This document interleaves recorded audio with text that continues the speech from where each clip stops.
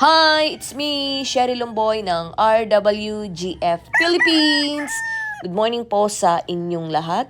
Kasama ko po si Yellow-Legged Hatch, Josan Ford. Ayan po yung aming Yellow-Legged Hatch, Josan Ford, imported. Pinadala rin po yan dito at sinundo ko yan sa airport. Galing sa... Nagstay muna yan sa aming farm sa California, RWGF USA. Ayan po, hindi po siya nagamit sa early birds. Hindi po tayo nakapagpalabas nito sa lalaki. Ayan, dahil po itong si Yellow-Legged Hatch, naglugon po siya.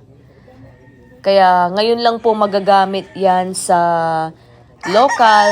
Meron po siya konti. Tapos, syempre, sa national natin, ayan, bumubulusok na po yung kanyang mga itlog.